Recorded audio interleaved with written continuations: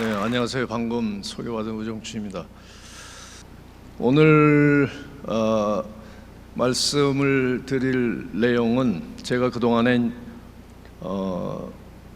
북한의 살림이 많이 황폐됐다는 얘기를 듣고 이거를 이제 어떻게 우리 입장에서 접근할까 하는 생각을 하다가 한 10여 년 된 것 같습니다. 제가 이 퇴임을 하게 되면은 어떤 분야에서 좀 의미 있는 일을 할까 생각을 하다가 북한의 살림이 많이 황폐됐다는 얘기를 듣고 이쪽에 신경을 써야 되겠다 하면서 이제 지금까지 준비를 해오고 활동을 해왔던 내용을 중심으로 해서 말씀을 드리게 돼서 굉장히 기쁘게 생각합니다. 오늘 말씀드릴 주제는 5가지로 정했습니다. 지구 환경 문제의 대두, 유엔 환경회담과 기후변화, 우리나라의 산림 현황, 북한 산림 현황, 그리고 한반도의 산림 생태 통합 노력, 이렇게 5개의 주제를 가지고 말씀을 드리겠습니다. 아까 저에 대해서 소개를 해주셨습니다만 저는 현재 이 평양과학기술대학의 자문위원으로 활동하고 있기 때문에 직간접적으로 북한의 특히 이제 저와 전공과 관련된 산림과 관련해서 직간접적으로 이제 일을 하고 있는 상황입니다. 그리고 지난 2018년 8월에 이제 정년퇴임을 하고 여러 가지 그 사회 활동을 하게 됐습니다만 거기 강원 산림 포럼을 조직을 해서 강원도의 산림을 좀 도민들한테 알리는 그런 그 활동을 하고 있고요. 그다음에 이제 금수강변각구협의회는 사단법인을 그 통일부 산하 사단법인이 되겠습니다. 그다음에 이제 제 자랑 같지만 지난 2011년도에 세계 3대 인명사전의 하나인 마르케스 수즈후에 등록이 됐고 2019년도에는 2019년 인물로 선정이 되기도 했습니다. 첫 번째로 지구 환경 문제의 대두인데요. 지구 환경 문제는 이미 사람이 살 때부터 있었던 내용입니다.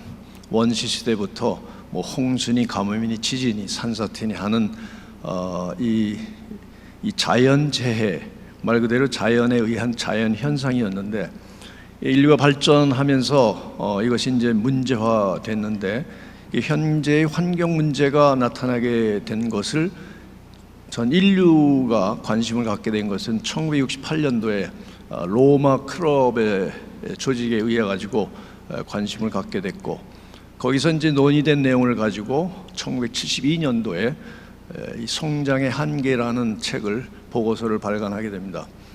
성장의 한계에서는 이 경제 성장만을 추구해 가지고는 이 지구 환경의 파괴가 계속되겠다 하는데 이제 관심을 갖게 됩니다. 그동안에 이제 여러 학자들이 그러면 지구 환경 문제의 근본 원인은 뭐냐 하는 것을 여러 가지 발표한 내용이 있습니다만 저는 이제 4가지로 요약을 했습니다. 첫 번째로 종교적인 원인이다.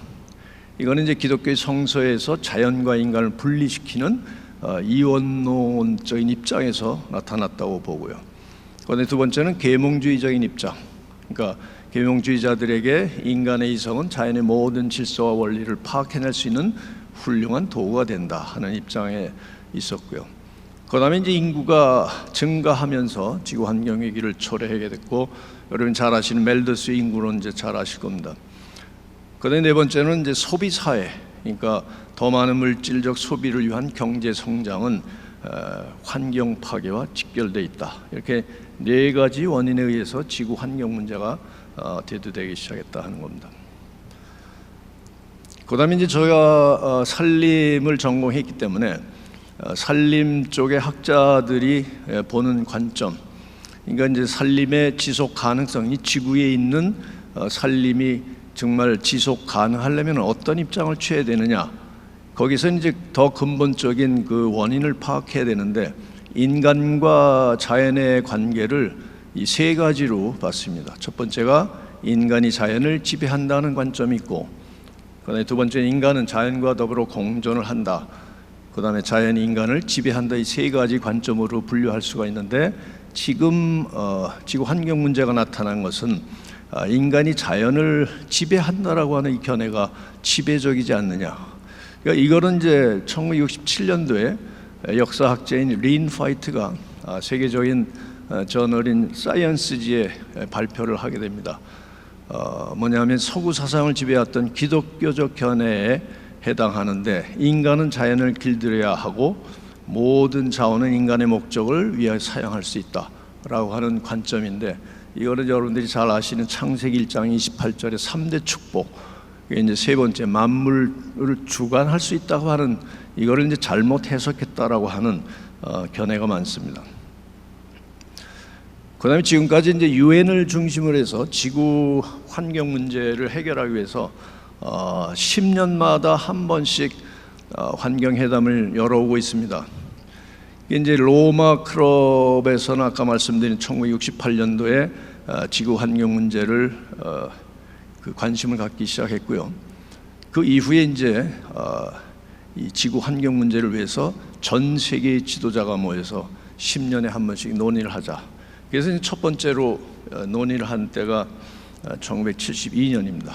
1972년도에 스톡홀름에서 첫 번째로 환경회담을 열고, 그 다음에 이제 두 번째로는 1982년도 10년 후에 케냐 나이로비에서 환경회담을 열게 되는데, 이 환경 문제를 다루는 데는 아프리카의 케냐 나이로비를 선정을 해서 여러분 잘 아신 UNEP 기구를 나이로비에 만들고 환경 그 문제를 집중적으로 논의하기 시작했고요. 그다음에 1992년도에는 이 21세기가 되기 전, 그러니까 20세기의 마지막 환경 회담이기 때문에 전 세계에서 제일 많은 그 지도자들이 모였다. 그래서 Earth Summit 컨퍼런스라는 말도 합니다. 그래서 이때는 이제 브라질 리우데자네이루에서 개최되는데, 전 세계에서 175개국의 정상들이 모여서 지구 환경과 보존 문제를 협의를 했다. 이때 이제 발표되거나 지금 진행 중에 있는 것들이 리우 선언, 의제 21, 아젠다 21이 채택이 됐고, 그다음에 기후변화 협약, 생물 다양성 협약, 산림 원칙 성명, 산림 의정서, 이런 것들이 체결이 됐습니다. 그래서 환경 회담에서 이 논의되는 여러 가지 주제들이 있는데, 그 중에서 특히 이제 리우에서 그 논의된 것 중에 한 60% 이상이 산림과 관련된 내용들이었습니다. 그다음에 그 당시에 유엔 지속가능한 개발위원회를 설치하고, 그다음에 이제 여러분 다 잘 아시겠지만 세계평화 여성연합을 우리 가정연합에서는 창설을 하게 됩니다. 그래서 지나놓고 보면은 문선명 총재님, 한학자 총재님, 그 두 분이 21세기가 되기 전에 이 앞으로의 지구상의 문제는 환경 문제와 여성 문제가 주를 이루겠다라고 하는 것을 이미 예견을 하시고서 준비를 하신 것이 아닌가 하는 생각을 하게 됩니다.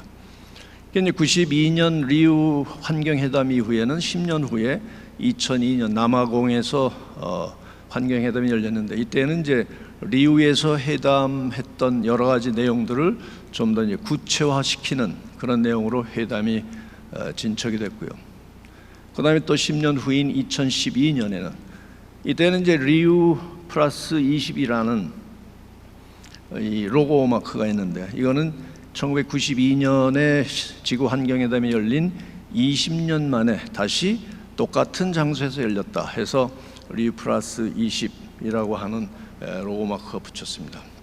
이때는 이제 주제가 됐던 것이 이 그린 에코노미, 그러니까 녹색 경제와 관련된 내용이 주를 이뤘고, 그 당시에는 이제 MB 정부였기 때문에 MB 이 정부에서 주관을 하면서 이 환경회담을 이끌었습니다. 그래서 그 당시에 이제 우리나라 잘 아시겠지만 이 우리나라의 그 국가 기조가 저탄소 녹색 성장이었습니다.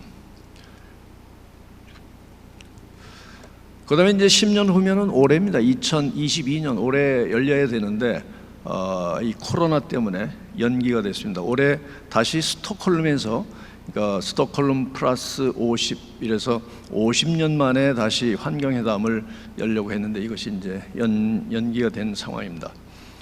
그다음에 이제 기후 변화와 관련된 내용은 이 코프라고 해서 여러분 잘 아시는 2015년도에 파리 협정이 프랑스 파리에서 이 회의가 이루어져서 이때 논의된 내용은 지구 평균 상승폭을 산업화 이전 대비해서 2도씨 이하로 유지하되 가능하면은 그 상승폭을 1.5도 이하로 제한을 해야 되겠다. 그렇기 때문에 각국의 온실가스 감축 목표를 정해서 그걸 실천에 옮겨야 되겠다 하는 것은 이제 합의를 했는데, 잘 아시겠지만 2017년도 6월에 미국이 탈퇴하면서 이것이 이제 공중에 떠 있는 상황이 됐었습니다. 그다음에 2018년도에 이건 코프 24라고 명명하는데, 이때 다시 논의가 되면서 이때는 이제 미국하고 그 중국이 그 입장 전환을 하게 되고요. 그다음에 197개국의 당사국이 모여서 2만여 명이 참여를 했다. 이때의 내용은 공정한 전환, 그래서 기후 취약계층까지도 포용을 하면서 이 기후 문제를 다뤄야 되겠다 하는 것을 논의했고요. 그래서 그 이후에 매년 논의가 되고 있는데, 최근에 것을 보면은 2018년도에 보고된 거에 의하면은 이거는 이제 KBS에서 방영됐던 내용을 제가 이제 좀 캡처를 했습니다. 그래서 지구의 경고해서 지구의 온도가 1.5도 상승하는 가열화 시점이 10년 앞당겨졌다고 발표를 했습니다. 최대한 늦춰도 2040년 대재앙이 현실이 될 것이 빨간불을 것이라며 빨간불을 켰습니다. 그러니까 원래는 2050년까지 목표 시점을 잡았었는데 이것이 10년이 앞당겨질 수 있다고 이제 경고를 내린 겁니다. 보시는 사진은 2020년 9월 9일 미국 캘리포니아 샌프란시스코 다리에서 찍은, 이때 이제 산불이 크게 나가지고 그 화면이 아주 빨갛게 보이죠. 그다음에 이거는 이제 작년입니다. 2021년 8월 9일 이때 기후 변화에 관한 정부 간 협의체 그 6차 보고서가 보고가 됐는데, 이때 보고된 내용 중에 세계 표면의 온도는 최소한 이번 세기 중반까지는 계속 상승할 것이다. 그래서 지구 기온은 21세기 안으로 1.5도뿐만이 아니라 2도씩 넘게 상승할 수도 있다. 그러니까 여러 학자들이 이거를 그 연구를 하고 그다음에 이제 그 계속 분석을 하고 했었는데, 이 1.5도로 그 맥시멈을 잡는다 하더라도 그게 간단치 않다라고 하는 보고 내용입니다. 그래서 이거를 이제 두 교수가 그 인터뷰한 내용입니다. 위에는 이제 그리스필드 교수인데 스탠포드 대학의 환경연구소 교수고, 그다음에 IPCC 실무 공동의장을 지냈던 분이고요. 이분은 여기 이제 왼쪽에 보시는 그림은 이 베스트 에스티메이트, 그러니까 그 온도 그거를 1.5도로 맞추고서 이 여러 가지 인자들을 바꾸면서 시나리오를 5개를 이 시뮬레이션 해봤더니 이 1.5도가 아니라 1.7도, 1.8도, 1.9도까지 상승할 수 있다라고 이제 보고하고 있습니다. 그래서 이제 크리스필드 교수는 우리가 1.5도를 이야기할 때는 사실 이것이 최선의 목표가 아니었구나라는 걸 알아야 한다고 이제 얘기를 하고 있고요. 그다음에 콜롬비아 대학 지구연구소의 제임스 한센 교수는 이 티핑 포인트를 얘기합니다. 그러니까 티핑 포인트는 더 이상 돌이킬 수 없는 상황까지 가는 점인데, 우리 지구의 온도가 그 티핑 포인트까지 가기 전에 빨리 손을 써야 된다 하는 식으로 결론을 내리고 있습니다. 그래서 유엔에 보고한 그 보고서에 의하면은 지구의 온도가 1도 상승한다면 어떤 현상이 나타날 것인가? 이건 안데스 산맥의 빙하가 녹기 시작할 것이다. 그래서 여기 사는 이 5천만 명이 물 부족에 시달릴 거고 전 세계 생물종 10%가 멸종할 것이다. 그 다음에 2도가 상승하게 되면은 해안 주민 1,000만 명이 홍수 피해를 입고 아프리카 주민 5천만 명이 말라리아에 노출이 될 것이라고 보고하고 있고요. 그 다음에 3도가 상승하면은 지구상의 인구가 5천만 명이 기근에 허덕일 거고 아마존 열대우림, 지구의 허파라고 하는 아마존 열대우림이 붕괴할 것이다. 그 다음에 이제 전 세계 생물종의 50%가 멸종할 것이다. 이거는 이제 도미노 현상에 의해서 전 세계의 생물종은 전부 파괴된다고 볼 수도 있습니다. 그 다음에 이제 4도까지 상승한다면 전 세계가 이 해안 침수할 것이라고 보고하고 있습니다. 그래서 이제 기후변화에 의해서 나타나는 현상은 이상기후입니다. 가뭄, 폭염, 폭설, 집중호우와 같은 이상기후가 나타나고, 그 다음에 이제 산림 쪽에는 우리나라도 얼마 전에 울진 지역하고 삼척 강릉에 산불이 일어나서 우리나라의 최대의 산불이라고 보고하고 있는데, 이런 대형 산불, 산림훼손, 산사태, 홍수 및 폭설 피해, 이런 산림 재해가 나타나요. 그 다음에 1978년도에 영국의 제임스 러브록이라는 하는 학자는 가이아 이론이라는 책을 발표하면서 지구 환경이 이대로 파괴되다가는 이 아주 종말을 맞을 수 있다라고 경고를 하면서, 여러분 아시는 이 가이아는 그리스 신화에 나오는 최초의 대지의 여신입니다. 그래서 가이아의 저주라는 이름으로 책에 표시를 했습니다. 지구라는 생명체는 대자연의 어머니와 같은 존재다. 그러나 언제부턴가 지구라는 거대한 생명체의 일환으로 서로 공생하던 것이 무너지기 시작했다. 자칭 만물의 영장이라고 자부하는 우리의 무지하고 오만한 인간들에 의해서다. 이렇게 경고를 했습니다. 그 다음에 이제 산림의 중요성 몇 가지를 말씀드리겠습니다.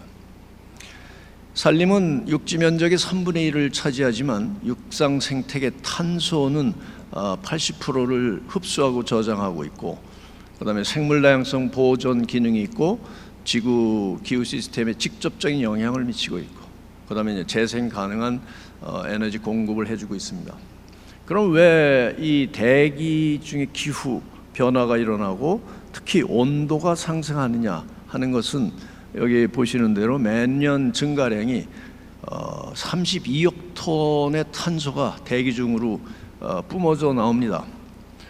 그 다음에 이제 밑에 보시면은, 그러면 산림이 있음으로 인해 가지고 흡수하는 양이 26억 톤이고, 그 다음에 이제 이 산림이 파괴되고 뭐 이런 거에 의해서 배출되는 양이 16억 톤인데, 이거를 이제 상쇄하면 10억 톤을 이제 그 산림하고 토양, 이 식물 여기서 흡수한다. 그러니까 이 10억 톤을 흡수해 주지만, 그 다음에 바다에서 그 흡수하는 양이 22억 톤이고요.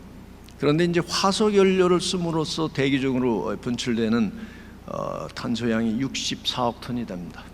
그래서 이걸 이제 상쇄하고 플러스 마이너스 하면은 매년 증가량이 32억 탄소 톤이 되는데, 여러분 많이 들으셨을 그 탄소 중립 문제는 탄소를 제로로 만든다는 건데, 이거를 가능하면은 2040년까지 제로로 만들어야 되겠다. 그래서 각 나라마다 목표치를 이제 유엔에 제시를 해서 지금 실천에 옮기고 있습니다. 그다음에 이제 목제품, 이 나무 하나하나는 그러니까 탄소를 저장하는 탄소양이 약 한 반 정도 됩니다. 그래서 목재를 탄소 통조림이라고 할 정도로 탄소를 많이 저장하고 있습니다. 그래서 이제 탄소 중립을 위해서는 산림을 잘 보호하고 가꿔야 되는데, 그래서 이제 선진국이 되면, 그것이 아니더라도 선진국이 되면은 목제품을 선호하게 됩니다. 그런데 여기 이제 친환경적인 요소가 있기 때문에 목제품을 선호하면 오히려 더 효과가 있다고 볼 수 있습니다. 그다음 세 번째, 우리나라의 산림 현황입니다. 우리나라는 여러분 잘 아시겠지만 치산 녹화를 성공한 이 녹화 성공국입니다. 그래서 세계적인 환경운동가인 레스터 브라운은 그 2008년도에 쓴 그 책에 의하면은 책의 이름이 플랜 B 3.0인데 여기에 이제 우리나라를 많이 소개를 했습니다. 그 중에서 대한민국이 세계의 모델이다. 대한민국을 보니까 세계를 다시 숲으로 덮을 수 있다라고 보고를 했고요. 그다음에 이제 우리나라의 치산 녹화 기간 1973년부터 87년까지인데 FAO에서는 그 중간쯤 1982년도에 한국을 소개하기를 한국은 2차 대전의 녹화에 성공한 유일한 개발도상국이라고 우리나라를 칭송을 아끼지 않았습니다. 여기서부터 이제 사진을 그냥 보시기 바랍니다. 위에 사진은 거의 뭐 사막과 같습니다. 이것이 경기도 용인 지역이라고 되어 있는데 1930년대 모습이고요. 밑에는 그 목재를 반출하기 위해서 임시로 철도를 내고서 반출하는 모습입니다. 이거는 1960년대 서울 도남동 부근의 산림입니다. 상상을 못 하시겠죠. 과거에 우리 산림이 이랬습니다. 그래서 이제 1970년부터 80년대까지 녹화 시기를 거치면서 했던 여러 가지 일들입니다. 이 책자를 보급하고 그다음에 전 국민이 동원이 돼서 나무를 심었던 기억이 있습니다. 저도 기억이 생생합니다. 그래서 이거의 이제 성공 요인을 이 각 학회에서 여기서는 한국행정학회에서 이 분석해서 보고한 거에 의하면 4가지로 분류해서 보고를 했습니다. 그 당시 강력한 국가 지도자의 리더십이 있었다 하는 거고, 그 다음에 전 국민들이 참여했다. 그 다음에 이제 일자리 창출 효과가 있었고, 그 다음에 이제 경제 성장 상승 효과가 있었다. 이때는 이제 연료림도 만들었지만 이 농촌 개량, 특히 새마을 운동하고 같이 연계해서 추진을 했기 때문에 성공을 할 수 있었다고 보고를 하고 있습니다. 그래서 이제 그 치산 녹화가 끝난 다음부터는 정확한 1988년부터인데 산지 자원화식으로 들어가서 산에 길을 닦고 그 다음에 기계가 들어옵니다. 그 다음에 이제 산을 어느 정도 녹화한 다음에는 이 도시민을 위한 도시 숲을 조성하게 되고 이 이제 산을 활용하는 그 방법이 다양하게 됩니다. 첫 번째 그 사진은 1999년도에 숲 해설인데 이때부터 숲 해설가가 나타나게 되고 숲의 여러 가지들을 이제 그 설명해 주는 숲 해설가를 많이 양성을 했습니다. 그리고 이제 2000년대부터 2010년까지 지속 가능한 녹색 복지국가 실현이라고 하는 정책 방향을 가지고 그동안에 우리나라가 성공적으로 했던 내용을 세계에 알리기 위해서 2010년도엔 세계 산림 과학자 대회를 열었습니다. 서울에서 이게 전 세계 산림을 전공하는 과학자들이 한 5천여 명이 서울에 왔고요. 그 다음에 2011년도에는 UN 사막화 방지 협약 총회를 열었고요. 그 다음에 이제 2017년도에는 이 경상북도 봉화에 국립 이 백두대간 수목원을 만들었고, 그 다음에 전라남도의 순천 지역에는 2016년도에 최초로 국가정원 박람회를 열고 지금 이제 관광지화되어 있는 걸로 알고 있습니다. 그래서 이제 우리나라의 산림의 가치, 우리는 목재만 생각하는데 목재 외에 이 공익가치, 이걸 다른 말로 환경가치라고 하고요. 그 다음에 국민에게 주는 서비스 기능입니다.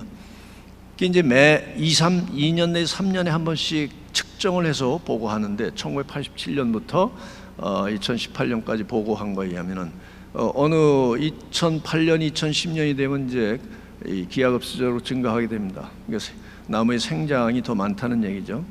그래서 2014년도에는 국민 1인당 여러분들이 원하지 않든 1년 동안 받는 혜택이 249만 원에 해당하고, 그 다음에 2018년도에 환산한 거에 의하면 428만 원 혜택을 받습니다. 지금은 이제 500만 원이 넘겠죠. 이와 같이 이 숲 나무가 우리에게 주는 혜택이 공익기는 아까 저 공생 문제 얘기하셨는데 공생에 가장 가까운 자원이 아닌가 하는 생각이 들고요. 그 다음에 이제 이 기능을 세분화시키면 12가지로 세분화하게 되는데 이것을 산림청에서는 12가지 행복한 선물이라고 칭합니다. 그래서 여기서 이제 제일 많은 부분을 차지하는 것이 온실가스 흡수와 저장에 해당되는 부분이 되겠습니다. 그다음에 북한의 산림은 전체 산림 중에 28%가 그 황폐화 됐다고 2018년도에 보고하고 있습니다. 그래서 이 밑에 사진을 보시면은 그 인공위성 사진을 판독해 가지고 이 측정한 데이터들입니다. 그래서 99년도에 약 753만 헥타, 그다음에 2008년도에 약 615만 헥타, 그다음에 2018년도에는 677만 헥타. 우리가 이제 이 북한의 산림이 많이 황폐화됐다고 보고를 받고 있지만 2008년을 기점으로 해서 황폐화 면적이 줄어가고 있다. 그러니까 2008년에 32%였는데 2018년 10년 후에는 28%로 이 감소해 가고 있습니다. 그래서 북한에서도 상당히 산에 나무를 심기 위해서 노력을 하고 있구나 하는 걸 알 수 있습니다.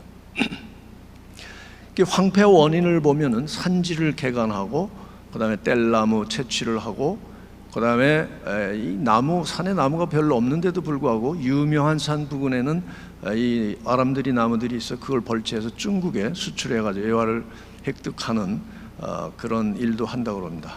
그다음에 이제 자연 재해에 의한 피해, 그러니까 집중호우, 산불, 산림병해충 이런 거 의해 가지고 이제 산림 황폐 원인이 되는데 이런 산사태가 일어나고 등등 여러 가지가 이제 악순환이 반복이 되고 있다는 것을 알 수 있습니다.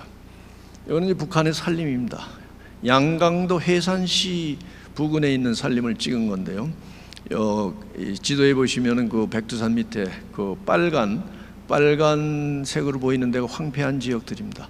그림에서 보시는 것처럼 2009년, 2007년, 그다음에 2010년 사진을 보시면은 거의 산에 나무가 없고 더군다나 북한 2007년도 사진을 보시면은 떼기밭 혹은 다락밭, 그러니까 식량 증산을 위해서 산에 나무를 벌채하고 곡식을 심었던 자리들입니다.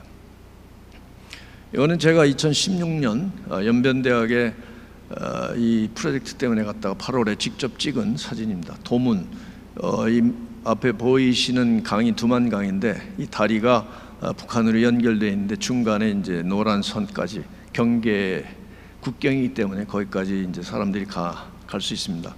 그 뒤에 보이시는 그 산이 북한의 산인데 8월이면은 한참 한여름인데 산에 나무가 거의 없는 걸 알 수 있습니다. 그다음에 이제 마지막으로 한반도 산림 생태 통합 노력입니다. 그럼 우리가 왜 남북 산림 협력을 하느냐? 그래서 그 목적은 남북이 협력하여 한반도 산림 생태계를 복원하고 나가서 산림 선진국으로 도약을 하고자 한다. 이미 우리 대한민국은 어느 정도 산림 선진국의 초입에 들어가 있습니다. 그런데 북한은 아직도 산에 나무가 많지 않기 때문에 이걸 어떻게 끌어올려야 되느냐 하는 문제에 우리가 이제 통일을 하지 않는다면 뭐 관심을 덜 갖겠지만 이왕에 남북 통일을 할 바에는 지금부터 돕는 게 좋겠다 하는 이제 이 산림청이나 이 산림을 전공한 사람들의 마음입니다. 이제 도우려고 하다 보니까 특수한 현황이 이 상황이 있더라.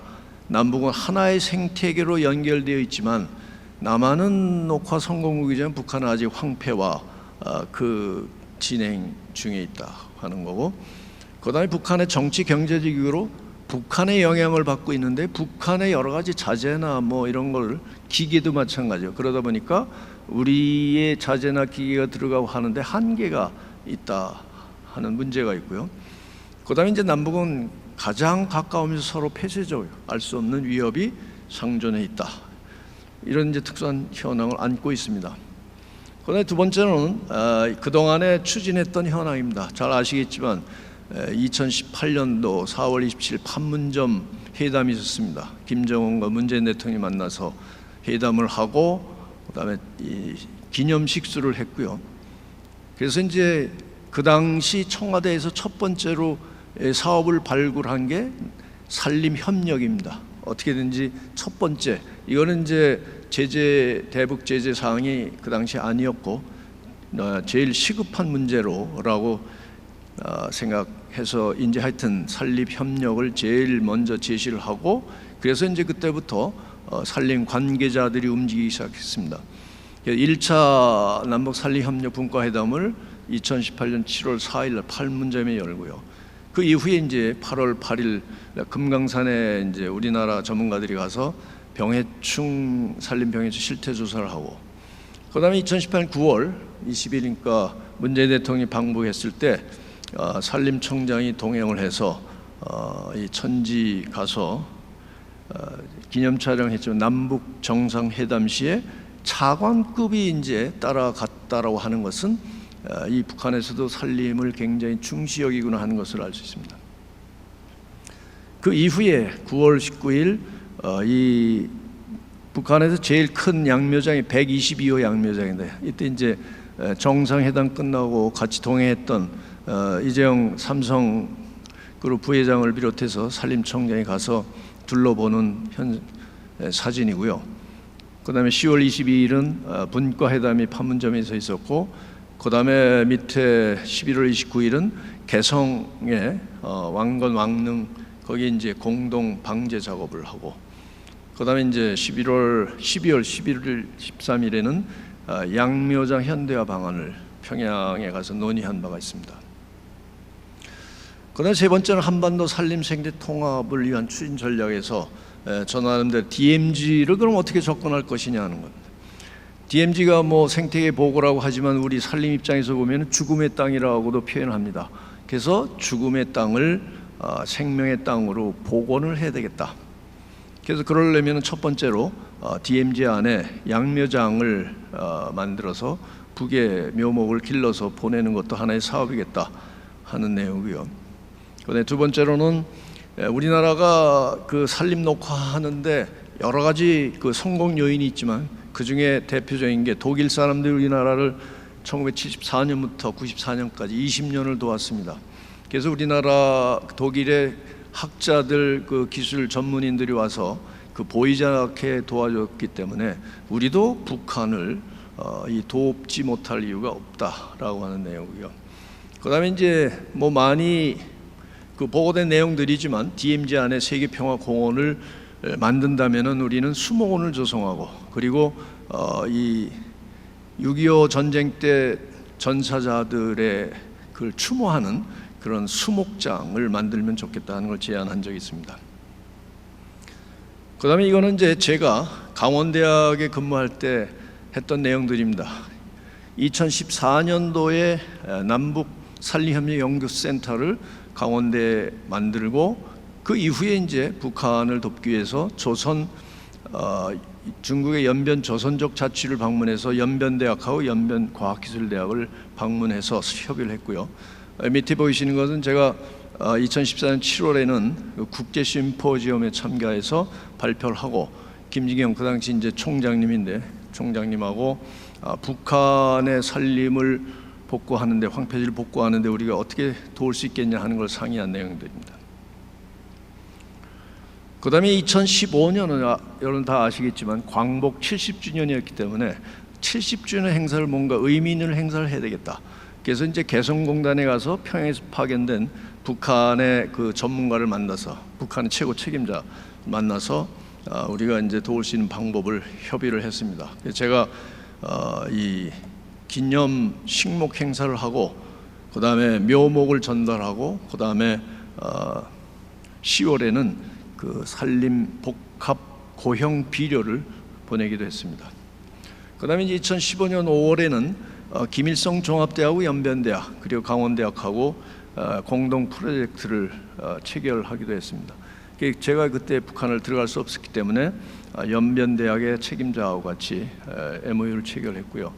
그 다음에 2017년도 3월에는 노동신문에 김일성 종합대학의 산림과학대학이 나왔다. 이거는 이제 김정은의 특별 지시로 이 김일성 종합대학의 산림과학대학을 만들었습니다. 제가 그 소식을 듣고 한스자이델 재단 한국의 대표인 이 젤리거 박사를 통해서 제가 쓴 책을 이 김일성 종합대학에 보낸 내용입니다.